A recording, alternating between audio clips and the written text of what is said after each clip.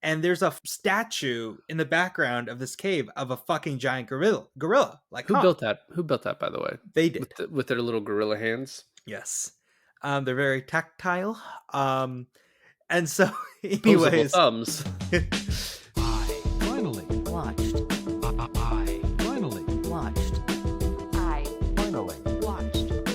I finally watched. I finally Watched. hey guys, welcome to the Titan Truth Podcast. This is episode 224, and with my co-host David, we finally watched Godzilla versus Kong. So how long did you have that planned for? As soon as the movie opened with it. I think it's commendable that as these movies go on more and more, they're like, let's see how crazy we can get. And this one I didn't think could top Monsters with how like out there the plot is. But they did it. Yeah. This one was a little bit of a letdown for me, I think. Like I still liked it. It still got me in the end. I can see that. But I liked King of Monsters way more than I thought I would. And I don't know, this had some moments. That fucking first punch from Kong on the ship is just like, oh, just a great one. But yeah, I don't know, a little let down, a little out there, but also still like brought it home at the end. And I think this also, one thing I read is that, they got a writing room together to figure out the idea for this, sort of fleshed it out. And then they brought in the writer from King of Monsters so that they could have some continuity from that movie. Yeah. But like things like Kyle Chandler's character just sort of being like put to the side. And then like, in the third movie, he's the smartest man in the world. And in this movie, his daughter's like, hey, something's up. He's like, nah, everything's fine. Yeah, I mean, okay, so when I first watched this was actually pretty soon when it came out on stream. And I watched it, mind you, with no other context. I just watched it as a standalone. And the only part that I was just like, man, I don't get it, but whatever, was who Monster Zero was, because I didn't know it was Ghidorah and I didn't know who the skull was from. But I was just like, yeah, whatever, I buy it. I don't care. And then the skull crawlers, I was like, I don't know what those are, but fuck it. I guess that's that thing that Mecha is killing right now, right? So it was like those two things, and then everything else was just like it doesn't take big brain to watch these kind of movies. Right. I will say Millie Bobby Brown being like, skull crawlers was like, I guess she had just been really into the research. But that's like you can know that by looking at her corkboard in her room. Okay. Her Charlie Day corkboard. Well, so I read that the first cut of this movie is like 5 hours. Not like anything that was ever going to make it into theaters, but just like taking all the footage he had, Adam Wingard cut together like a 5-hour cut. And then from there, obviously cut like 3 hours off. Release the Wingard cut. I don't think he wants to. I think he says this is his definitive cut. But like, I guess they brought in Charles Dance to film a scene where he, at the end of the last movie, finds the head and he's like, I want it. We'll take it. So apparently in this movie, there's a scene that was cut from this 5-hour cut where he's like giving it over to this CEO, Walter. And so just like, obviously there was these connections made, but like someone like Kyle Chandler's character completely changes. And then the wildest thing is this fucking, you bring in this podcaster, truther character, and then you have Millie Bobby Brown. I mean, like, I don't have a problem with her being in the movie, but it felt like they were like, we have to figure out a way to have her in this movie. And so they come with this like other B plot storyline that isn't really necessary. I think the issue is that both of the plots felt like B plots, because you had half of the movie where it's like, we got to get King Kong from point A, which is Skull Island, to point B, which I guess ended up being Hong Kong, but they wanted him in the Hollow Earth. and then you have to get the character Godzilla to show up, I guess. And then so you have Alexander Skarsgård, which I would just like to mention that you thought in the very beginning of this that the movie Tarzan was somehow connected to this film. And unless Tarzan got a full education to like MIT and then showed up in this movie, it's just funny Alexander Skarsgård is in this film. Um, So, a couple fun facts. By the way, the WB intern was working overtime on this movie because in the fun facts section of IMDb, there are 559. And Jesus. a lot of them are just fucking awful. Like, just really bad. For example, I read one to you before we started this, and you told me to read all of them, and I did. You read all 559? Yeah, well, so here's the thing, though. Some of the paragraphs were really long. So, like, when they were like, in an interview, VFX specialist, and they said his name, I was like, not reading that. Like, I don't care about that. Or, like, yeah, just like some stuff I just knew I didn't have to keep going. But one of the stupidest ones, like, it was like Godzilla's breath is blue, Mecha Godzilla's breath is red, and like as you said when we were talking about this earlier, it's like you could just fucking see that in the movie. That's not a fact that needed to be stated. You know, it'd be funny if we're just being really insensitive and you're reading like how blind people could enjoy this movie, and we're like, God, there's so much talking. There's so much in this. Well, if they're blind, they would have to have it like read to them. I mean, maybe it's for colorblind people. There's That an when they explain the accessibility. different, Yeah, the I don't different know. Anyway, but in there it says Alexander Skarsgård played Tarzan in 2016's Legend of Tarzan. In the comic book series, The League of Extraordinary Gentlemen, created by Alan Moore, the characters of Tarzan, King Kong, and Godzilla exist in the same universe. So Wow. there's that. You know, I also find it. Alexander Skarsgård played Tarzan, a character created by Edgar Rice Burroughs, who also wrote a series of books that take place in the Pellucidar? Pellucidar is his name for land at the Earth's center, much like Hollow Earth in this film. So I wasn't far off base. Yeah. Well, point is Alexander Skarsgård is in here. So, yeah.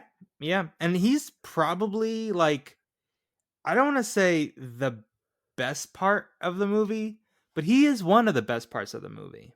You know what's amazing about him is he has this like leading man face and quality about him. Right. And his character in this movie is actually really well done. In like he has a fucking arc, right? Like he's a coward in the beginning. Like his acting is actually really good in a movie that is, doesn't deserve that level of it. By the way, another thing I read that I wish had been in a fun fact in the other movies. So you remember the black guy who was the assistant scientist under John Goodman in Kong Skull Island? Oh, is Morton? Joe Morton is the son? No, that's him. That's him all grown up. Apparently, he's playing that character from Kong Skull Island. Kong Skull Island takes place in the 70s. He then grows up and stays with Monarch, and he is that character in 2014. I always find it when they recast to like have an older character, but the character that they're making older is already a man. Like it's not a little boy; it's like a full-grown man, just an older, different man. I mean, what are you gonna do? Like they have to have some. Well, first of all, they don't have to have him in there. Second of all, there's no explanation. I don't think we hear that character's name in King of Monsters. Maybe we do, but I wasn't certainly gonna make that connection. Did you? Maybe you can make this connection since you read every fun fact. So when the Walter guy, CEO Elon Musk kind of guy, is going to Alexander Skarsgård to recruit him, they're in this middle of this conversation. And then all of a sudden he gets low and he's like, I'm sorry about your brother. And they're like, well, my brother went into Hollow Earth, but they did not, account for the gravitational pull. So they were flattened and killed. Anyways, I was thinking, okay, there's two things, right? I missed something about the brother, or we're going to meet the brother when they went to Hollow Earth. But no, I guess not. Like he's trapped there for all these years. Now he's Tarzan, played by Bill Skarsgård. That'd be hilarious. But What was that about? That seems so random and unnecessary. It's just a shoehorned in detail. I guess at one point it was going to be his fiance. Um, it doesn't do anything. I mean, because the movie attempts in a lot of ways, and they all have done this to like kind of build this backstory, but they do it very haphazardly, very like shorthand, where they're Like, like, this guy's a crazy loon who's lost family members to this hollow earth theory. But yeah. then, like, in 10 minutes, he's proven to be correct, and they go, go to hollow earth. Well, it's kind of like Bryan Cranston's uh character. He's a crazy loon that believes in monsters, but then yeah, he's correct. It's Well, he at and least had to deal with 15 years of it, and we sort of felt that because we started in the beginning with him. that's true. That's true. I also want to point out like Kyle Chandler's character at the end of this where he goes and hugs Millie Bobby Brown and then Josh shows up and Josh is like, it wasn't my idea, it was her idea. And he goes, shut up, Josh. I guess we're just supposed to know that like he knows Josh. They're like like friends of his daughter that he just knows. It's just kind of weird because we never see them interact. Yeah, but I don't know. I thought the line was funny. Kyle Chandler, once again, like very little to do, is it does a lot with that one little bit. So we also talked about how Lance before the pod, Lance Reddick is in this. For This is 2 seconds. one of the last movies he was appeared in while that was released while he was alive, and he had a much bigger part in this that had to be cut down. Zhang Ziyi was also in this movie, but she had her part cut. Wow. Um, so just a bunch of stuff taken out. John Goodman was in this movie, but he had his part cut. He was in the stomach of a skull crawler. Then there's this part you talk about details that are just shoehorned in. There's this Asian character that works for the CEO. Then they're like, Mr. Sarazawa. So that's the son, but no one ever says that's Ken Watanabe's son, but it is. And he's a bad guy now? He's a bad guy. He That has an dies. ulterior purpose. I in the novelization, there's maybe like a little hint at like some jealousy that his father devoted so much time to Godzilla and not his family. I don't know, man. I liked how he just was a really moody Asian guy in the background of most of these like shots that he's in. He's like with his hair in front of his face. I'm like, give that dude a samurai sword. I don't know, just like have him go and like fucking fight Godzilla one on one. Well, I mean, that's what he tries to do eventually. Um, let's get to the start. So we start in Skull Island with basically an homage to the Truman Show. There's a lot of these in this movie, um, where he's in Skull Island with this little girl who is one of like the tribes people. I guess they've all been wiped out since since this Kong Skull Island movie. Um, and he takes a tree and chucks a spear into the sun, and you realize that all right, this is just a compound that has been built on the real Skull Island. Yeah, it's like you almost wonder it's like why not just do kind of what they did at the end where it's just use Skull Island, Well, right? Why build a monarch compound on Skull Island? And also like how do you build that around Kong? I think he allows it. One thing I read in one of the some of the fun facts actually explain this stuff because they wrote a novelization of this movie, and I guess in between King of Monsters and this movie, they're worried about the Titans attacking Kong, so they're trying to protect him and keep him on on this island, which they sort of allude to when she's like, if he leaves this island, Godzilla will attack. So that's why like the whole time they're trying to keep him there. So I do enjoy like the beginning opening credits of this where it shows Godzilla fighting this guy getting the best of him, King Kong fighting this guy getting the best of him, and then at the end it's the two like alpha titans is Kong and Godzilla. And I guess we're just also supposed to like all the titans except for Kong at the end of King of the Monsters bow down to Godzilla. We don't see any of those here. They're all gone. I guess we can just assume either Godzilla killed some of them and Kong killed some of them. Now they're all wiped out. well, the reason, yeah, and they all bowed down, but as you know, Kong bows to no one. Oh my god. Yeah, I mean, it's sort of just like it's like after you have an Avengers movie when you just have an Iron Man 3 and like no one shows up to help him. And it's like, why is he on his own? Yeah. Yeah, I mean, that's true. I I I also like the callbacks to Vera Farmiga's character where they're like, Millie Bobby Brown, she's like, "Do you know who I am?" Or "You look familiar." And I think that both of those happen in this movie, and they're like, "Oh, you're Emma's daughter." Well, at one point there's a newspaper article, I think in Millie Bobby Brown's Corkboard. room that has her mom on there, and it's like hero or villain. I was like, very much villain. Yeah. Very much. Very This is yeah, there's no other no way two to see ways about this. it. Yeah. So we next get we go to Pensacola, Florida, as some of us have always, when you make that mistake and you go to Pensacola. So, and this is where we meet the podcaster, and he is working at Apex, which is a organization that we'll hear a lot about, but we've never heard about before, who is really interested in the Titans.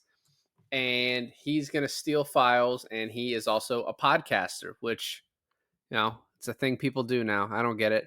And then Godzilla shows up, and I got to tell you, when this happened, it was like so kind of haphazard and out of nowhere, and you don't know what's going on. And then like the guy Bernie, played by Brian Tyree Henry, like sort of like discovers this, like, which I guess turns out to be Mecha Godzilla's eye, right? Yeah, it is. Yeah. I was like, is this something that Apex is faked so that they can, you know what I mean? It No, just, so it's a real Godzilla attack, but the reason is manufactured, right? They want Godzilla, or they want to label Godzilla as like this constant threat upon humanity, so that when they release their Mecha Godzilla, they can be like, "Look, we need this. You need to fund us and like have faith in us that we can protect you." And then Millie Bobby Brown and the podcaster and Josh, they're all trying to prove, they're like, no, no, no, Godzilla wouldn't have. And this is actually kind of cool. Like, I'm not going to say this. It's like wins any awards in the Screenwriting Guild, right? But this part is kind of cool where you're like, okay, so how does Godzilla know, or why does he care that they're building this mecha Godzilla of him, right? And then you find out that they use two of Ghidorah's heads, one for like the controlling of the mecha, and then one inside the mecha. And the reason, like the reasoning they give for that is they're like, well, he's an alien and he had three heads quite far apart, so he needed a telepathic way of communicating between all the heads. Which I'm like, okay, fine. And they're like that, and somehow the skulls still have the telepathic energy that they can absorb and use, but they can't use Mechagodzilla like completely until they have the hollow earth vibranium sort of material down there. And not, my god, they don't even have to extract it and bring it to them. They just have to scan it in another dimension, and it's uploaded in the fucking Apex facility. And they're like, good enough. But then it's not good enough because it kills Serizawa's son. I'm just explaining this because we have a lot to go through, okay? But it kills Serizawa's son, and then Mechagodzilla becomes sentient through that process, and there we go. That's that plot point. I was paying attention to very little of what you're saying. I did the part where you were like, oh, they find this like mineral, this power source in the bottom, and they don't need to even take it back up to the top layer. They just can analyze it, and by analyzing it, they can then power Mechagodzilla. Is fucking crazy town. Yeah. But the whole time you were talking, I was just like, so obviously Charles Dance got them the first head.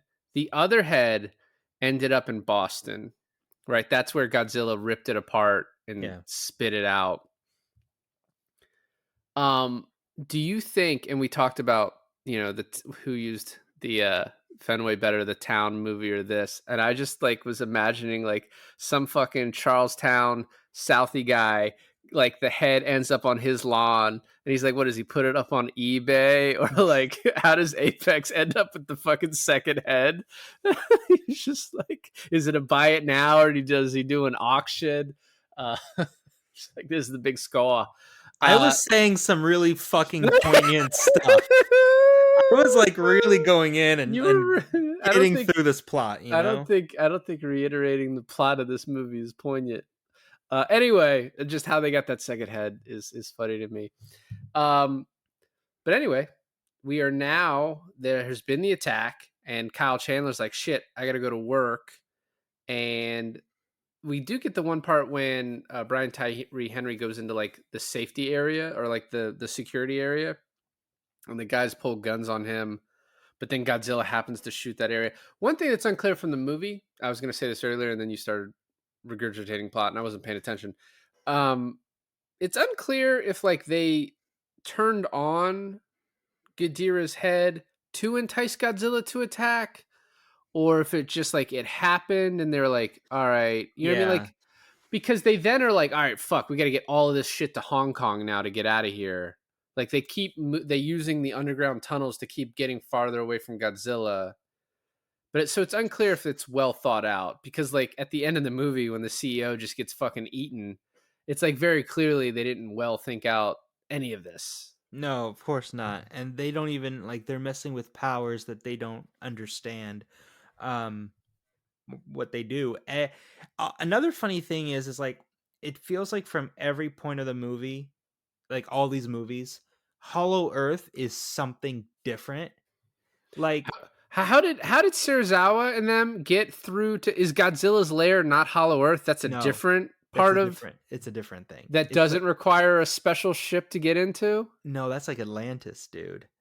So it's kind of insane. So eh, Hollow Earth isn't even fucking mentioned in the first Godzilla. And First, then the first three movies of this MonsterVerse. no. In Kong Skull Island, Hollow Earth is mentioned by John Goodman, and they're trying to investigate it. They're trying to send those pulses to like figure out what Hollow Earth is. But what doesn't make sense is that what it's trying to tell you, it's like it's a series of tunnels under the Earth's crust that all these monsters are like inhabiting under there. There's like a whole ecosystem under the Earth's crust.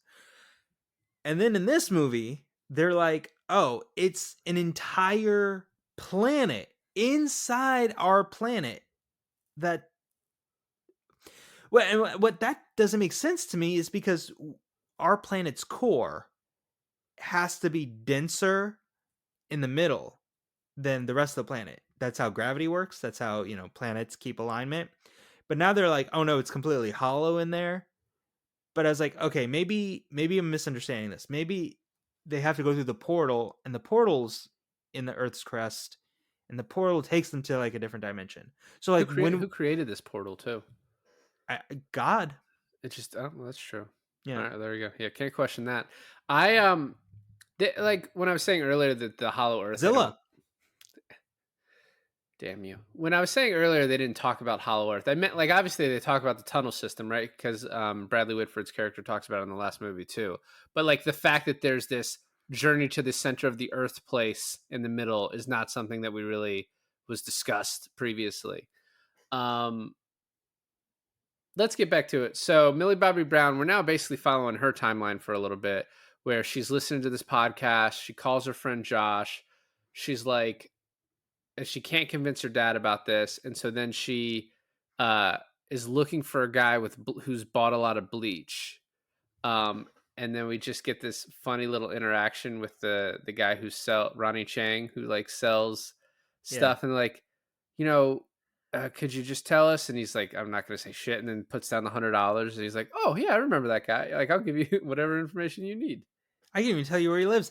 And if you buy a fish, although we never see them with the fish, although that would be funny if they just brought like a live fish through the rest of this movie.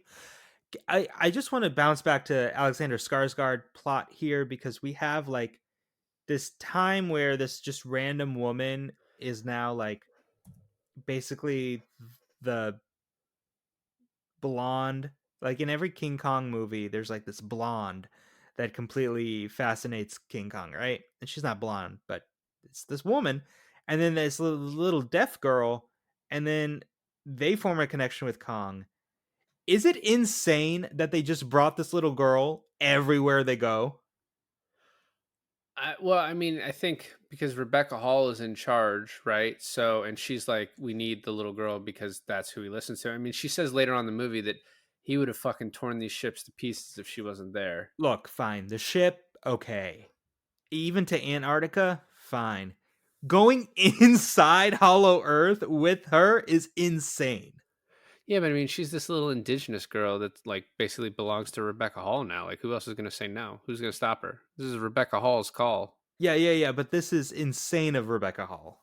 Yeah, whatever. What are you going E- to do? Even if it is her call. So let's go back a little bit. So the CEO goes to talk to Alexander Skarsgård. We already talked about that. And then he goes to Rebecca Hall and he's like, a Titan would show us the way, talking about Kong. And she has said if Kong leaves, Godzilla's going to attack. But like in a couple sentences, she's like, okay, we can take Kong to Antarctica. Which, why didn't you fucking fly him from the beginning? Easy there. Easy. We have to have a cool underwater fight with Kong and Godzilla. All right. And it was pretty awesome. It was pretty cool. I mean, the homage to Jaws was awesome. Yeah. The him jumping from ship to ship. The punch was really great.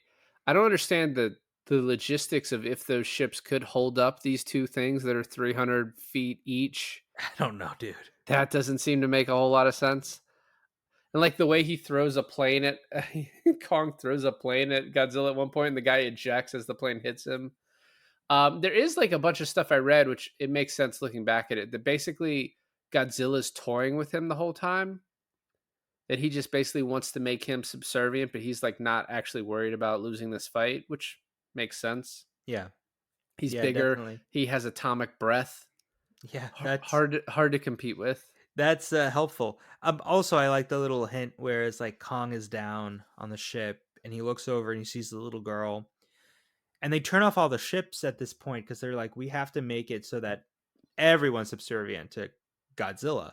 And so King Kong's about to get back up and he sees the little girl and he's like, fuck. This is my imagining of like Kong's thought process. He goes, fuck. If I keep fighting Godzilla, which, maybe I can win this, maybe I can't, the little girl is definitely gonna fucking die. So I gotta play dead for this little girl. And they have that moment earlier where they touch fingers. Oh, and she can communicate with him through sign language, which Rebecca Hall was like the most shocked. Although we like the amount of shock on her face was like insurmountable. However, we all know that gorillas can learn sign language. Like it's not that shocking, But it's not a gorilla, man. And she's been trying. I guess. We go back to the podcaster, and there's the funny thing when they meet up with him. He's like to Millie Bobby Brown, tap or no tap? She's like, no tap. And Josh is like, what the fuck are you guys talking about? He's like, fluoride makes you docile. He's like, I drink tap water. He's like, yeah, I could tell. Pretty good This stuff. trick they picked up with the Nazis. And then they go to they go back in, they sneak in, and they find the crawlers, and they're sent to Hong Kong. This is the only really connection where it's like this is an Elon Musk type guy. It's like the underground tunnels, like because he had that like underground tunnel thing that going on for a while that sort of died off. But otherwise, it's not really like playing up an Elon Musk connection, really. It had like a funny name. What was the name of Elon Musk's tunnel? I don't know. company? I'll look it up. Defunct. It's called Defunct now. So we talked about the fight in the water. It's really cool. The shot of Godzilla in the fire in the background because of like all the ships that had been destroyed is like each one of these movies has a really fucking cool shot like that. It's called The Boring Company. Oh my god. I knew you were gonna do that too. I could see you Googling in the background. Yeah. Because everyone, like people were shouting at their podcast, like it's The Boring Company, you idiots. So you had to let them know that you know how to Google. Yep. One thing I will say, Godzilla didn't look that great in this movie, and I think a lot of that had to do with like lighting. They kept it darker in the other ones. Yeah, it's hard to make Godzilla. I feel like it's hard to make Godzilla look really good in the face, because he's these really big scales, and then he has these tiny little eyes and these tiny little nostrils. So it feels like all of his features get lost in his scales. Yep. Yeah, I agree. And then they just decide to fly him the rest of the way to Antarctica. I imagine the gas cost of that and then refilling it, like you're not making it the whole way. But he doesn't really believe the little girl when she's like, "Your home is that way." Even though I was like, "Yeah, she's fucking lying." But it turns out she was right. That was like his original home was down there. Yeah. Obvious, like a 2001 Space Odyssey like homage when they're like going through the portal. You know, with the like the lights, the way they're Oh my god. um Oh yeah, and then Maya, who is the CEO's daughter, shows up as like the muscle. I like how like very quickly she establishes herself as like a bitch. You know what? Every tough like woman who just, knows her value in society and like wants to be treated like the boss that she is. Oh yeah, a lot of people think those are bitches, Alon, and maybe you should learn to respect She and not think that way, she put a gun on a little girl. Well, that was later in the end. That Oh, was like towards the end. okay. I mean, that's boss bitch behavior, so I don't really Okay. understand. Okay. You know, she got hers. She got hers. I know Garrett was very upset when that happened. So they get through the Hollow Earth. The way like the gravity changes and the way like the plane starts falling past Kong and Skarsgård like locks eyes with him and they're like, "Oh Yeah. fuck!" Uh, all that shit was so cool. Um, and then it's just like them finding their way to this power source. The flying dragons that attack, pretty Yep. sweet. That's pretty cool. He drinks from the head of one of them. Gross, but badass. I think she says gross too. She was right. She was right. Um, Can you imagine that direction? Because it's like they can't see any of this shit, right? It's all green screen and whatnot. So it's like Adam Wingard is just standing on the side, and he's like, "Okay, he's ripping the head off. He's ripped the head off. They're coming. They're coming. Okay. He's drinking it. He's drinking their blood Now you say gross, and what you're looking at is something gross. and action." Yeah. Um, and then we cut to the team landing in Hong Kong, and they like go into this pit that's like reminiscent of like, I don't know, the Hulk Thor pit where they're fighting. Like, some bad shit's going down. They see some skulls. No one notices these three people running around in this pit. I guess just because it's so fucking huge for Mecha Godzilla to fit Dark. in that they just can't see him and it's dark. Yeah. Mecha Godzilla's there and a Skullcrawler's there, and Mecha Godzilla kills him, but they need a power source. I just want to mention real quick. Do you remember in the other movie, they're like, one guy's like, when they first see Godzilla, they're like, God. And then another guy's like, Zilla. You kind of have that moment here where Bernie goes, "Oh my God, they built a robot Godzilla." And Josh goes, "It's not a robot Godzilla. It's a mecha Godzilla." Your impression at first I was like, that's not bad, but then you kept going, and I was like, I don't know what that is, but it worked. And then they find out they're using the head from Ghidorah or Ghidorah. I don't know. I corrected you earlier. Now I don't fucking know. Hmm. Yeah, look at that. And then we keep going back and forth. Kong is putting the axe in the ground for the power source, and this is what we were talking about earlier. They take a fucking sample of this, analyze it with their little robot, and then now apparently the power source. This power source is like the entire MacGuffin of this movie. And I think that's the major problem of this movie, is that this movie has this convoluted plot that moves at a breakneck speed just to get to monster fights. And I don't have an issue with that. I wish it was a little better. But see, here it's just how they put it all together, right? And it's like, all right, we're just overanalyzing this dumb monster movie, but this is what we're here for, right? This throne that Kong is sitting in is obviously his throne.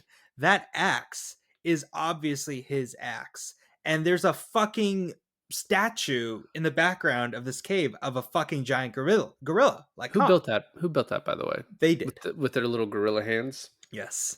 They're very tactile. And so, Opposable anyways, thumbs.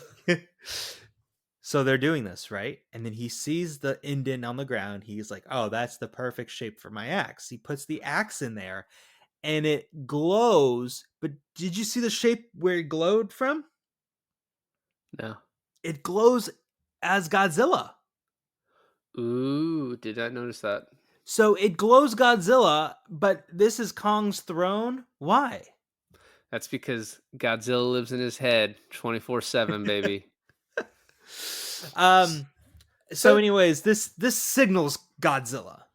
yeah, and this is when Maya just is like, "All right, we got what we need," and fucking pulls guns, and then Kong looks over, he's like, "The fuck you do?" And then as she's trying to escape on her little plane, she shoots at King Kong, and he just like grabs the thing. And I like the way he looks. He's like, "All right, yeah, I don't care if any of those people die," and just kills them. I never realized that that's what he was doing when he was looking in there. He was just making sure none of the three main characters were in there, and then he just fucking I don't squished. even know. I don't know. He just cared about the little girl, probably, That's honestly. And he's like, "Ah, probably you know, true. you like Rebecca Hall too, so I'll let her live." Godzilla uses his atomic breath to burrow a hole to the center of the earth. If I have a question for you, if you have to get into a special little heave mobile and go through a portal to get to the Hollow Earth, how the fuck did Godzilla's breath get there? I don't know because it's that powerful. I do like the fact that Hong Kong just so happens to be right over where King Kong is in the Hollow Earth. Like they're just perfectly aligned. And the only reason that Godzilla is in Hong Kong is because he sensed Ghidorah's skull being activated through Mechagodzilla, right? So when he shoots down and he's burrowing in the center of the earth, to Kong's perspective and the people down there, it's shooting up. I thought that was awesome. Shooting up. What do you mean? So he's shooting down, but the shot is coming from the ground. Oh, gotcha. By the way, Alon, Kong is in the center of the earth. Wherever in the earth Godzilla shot straight down, it would hit the center of the earth. I guess, man. I That's don't know. how a sphere works. I don't know if That you're place aware. that place looks fucking huge, dude. I don't know. I don't know if it's a sphere or what. I do like how at the end of the movie they can just apparently freely just go in and out now. I guess that's going to play into the movie that we're going to go see next week. But I like Kyle Chandler looking out at Kong, shooting straight into the ground, going, "What the hell is that?" Do you imagine they just put a tarp over it? They're just like, all right, we're just gonna cover that up. No one fall in there because there's not a lot we can do. I'm pretty sure they build like a giant super elevator using that, going from Hollow Earth up and down. Fucking spoiler alerts, man. No, we okay. So we then get the fight, and while this is happening, Serizawa is having an argument with the CEO about, oh, we shouldn't use Mechagodzilla right now because we don't know, it's untested. And the CEO's like, fuck off, we're doing it. We're doing this right now. And then they also capture the spies at the very same time. And I like as soon as they unleash Mechagodzilla, just fucking kills the CEO like immediately. Dude, it's awesome. It's awesome because they're like Millie Bobby Brown, Josh and Bernie are all looking at like through the window and they just see Mechagodzilla slowly turning on them and they're like, "Oh fuck." And I love Bernie's line. He goes, "Oh man, that's unfair. I really wanted to hear the end of his speech." He is very good in this movie. The King Kong Godzilla fight is very cool. I think Wingard, and one of the things he said is like, this whole movie, I just want to see these two things fighting in a neon city, which is exactly what it gave us. It is cool. Um, you can tell the whole time though, like, I guess I had this movie spoiled for me, sort of. Like I knew, but you know You Godzilla's gonna you win. you had the movie Godzilla versus Kong spoiled for you knowing that they're going to verse each other. No, no, no. That's the title. Knowing that Godzilla was like going to be dominant. And I guess my point is like that can't really be ruined for you because like it's so fucking obvious as we said that he is dominant. Well, you didn't see the axe coming into play, right? And Yeah, also, you I did not guess see Mecha Godzilla Thor loaned appearing. him that or something. Well, I mean, as the movie goes along, you know they're going to become friends because these both are like friends. You know that they're like going to have an understanding with each other. Like it was cool when he takes Kong to the ground and he growls at him, and it's like the cover of the movie, Yeah. and Kong just growls back. It's like it reminds me of that meme from Ozarks that like the daughter, you're gonna have to fucking kill me.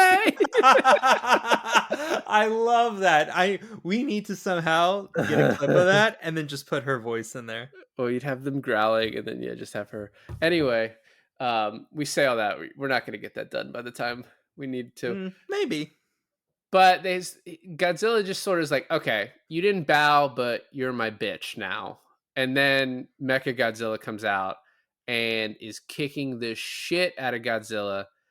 Kong is dying over there, and Skarsgård in his hero moment, which it is funny the callback. He's like signs to her what he thinks means brave, but it actually means coward because they were making fun of him earlier. That's probably the best written part of this whole movie. Is Yeah. like they bring that back and he's like, "You are the most cowardice little girl I know."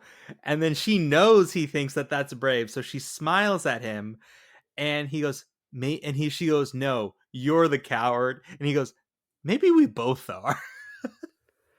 And then he has his hero moment where he goes and jump starts the heart, trying to escape. He sort of does, gets kind of hit a little bit. And then I think the best fight scene is the two of them against Mecha Godzilla. Dude, when Godzilla looks at Kong, so he's behind Mecha. Kong is being pinned down by Mecha through a skyscraper. He looks up at the axe and Godzilla loads up and shoots at the axe. The way Kong is looking as the axe is being charged is just so awesome. He's like, "Yeah, this is how we're gonna fucking win." What they should have done is had a moment where Godzilla picks up the axe, like Captain America, and the whole theater screams, and then he just fucks up Mecha Godzilla. I wonder if there's like a larger fan base for this movie where people did go ape shit. Get it? But they did go crazy when Godzilla like shot the axe and charged it up. I don't know, because then he just fucking cuts Mecha Godzilla to bits and tears his head off. And that's basically how the movie ends. Well, the movie ends with Godzilla and Kong waking back up, and all the people of Hong Kong being like, "Can you guys please stop?" And Godzilla looks over at Kong, and Kong drops the axe, On two people. burying the hatchet, and then Godzilla goes off into the water. And that was supposed to be the end of the movie. And then he filmed a stinger, and the stinger was Kong in Hollow Earth. But then Wingard said that one, he felt like just putting Kong in Hollow Earth was a better ending, and two, he was like, these movies were leading up to Godzilla versus Kong, so having a stinger at the end of this sort of didn't make sense because he was like, given the pandemic and like the storyline of these movies, he's like, it was basically up to the audience if there was anything more after this, like if the reception, if it made money, that would determine if they kept going. And so he was like, a stinger wasn't really needed. Yeah. um I mean, I really love the ending where you just see Kong kind of down there happy, and they're monitoring down there now, and he's like home. Like it's a happy ending. It made me tear up. Well, if a monkey movie can make you tear up, it's doing its job. Actually, I take that back because the fucking Peter Jackson King Kong makes me tear up every time. The the whole franchise up to this point has been leading to Godzilla versus Kong, I guess. I am very curious, and I guess this movie made a lot of money. So I am very curious where they go from here. What are they gonna do in this Godzilla versus Kong 2? Although I think it's just called Godzilla and Kong. So Yeah. Well, have you not seen the trailer for it? I've seen bits and pieces of the trailer. Like I've seen the teaser. I don't think I've ever seen the whole trailer. You've seen the whole trailer? I saw parts of it, and it made it seem like they're teaming up to fight other Kongs or something. There's other Kongs appearing. Oh. Um, but I don't know. There was a lot of facts in this about uh the costume design for these characters. One of the things that was cut out was Skarsgård character was supposed to be a huge 80s movies nerd, and that like there's a scene where he just talks about Lethal Weapon 2 the whole time. First of all, I don't know if you notice him wearing the Marty McFly vest at the end of the movie, but that was like a purposeful homage. And then after Kong gets his heart restarted, his shoulder is out of place, and Yeah. like Mel Gibson in Lethal Weapon, he hits it against the building to crack it back into place to then like go fight Mecha Godzilla, which I thought was like really funny. And like a lot of the homages in like the entirety of the Monsterverse are so very obvious, but they are cool. Like I like that Lethal Weapon one was really cool to me. So let me ask you this. If you could bring this movie to like its sequel to like one more level above this, what would you do? What would you have Godzilla and Kong do that would like blow you away? We find out that Ghidorah is alive. His spawn is alive. He's an alien. So Kong and Godzilla have to go to his planet and fight on his terms. Ooh, that's good. Yeah. I mean, Yeah. but also if you just do that in the Hollow Earth, it's going to look as cool. But I don't know. We've sort of explored the Hollow Earth. Go to space. They Get go to Space Mars. Godzilla. They fuck up Ghidorah on Mars. That's I mean, cool. you're gonna have to introduce something else, obviously. Yeah, I'm excited. I'm excited to go see it. And I was thinking about how we could do this, how we could like still talk about it, because we've for this entire month we fit the entire Monsterverse in. So why not this movie coming out? I think we should do our first bonus episode on Godzilla and King Kong. Okay, guys, thank you for joining us for another Titans Truth episode 224. I'm Alon. This is my co-host David. Guys, always go out there searching for Titans and the truth, because we finally watched Godzilla vs. Kong.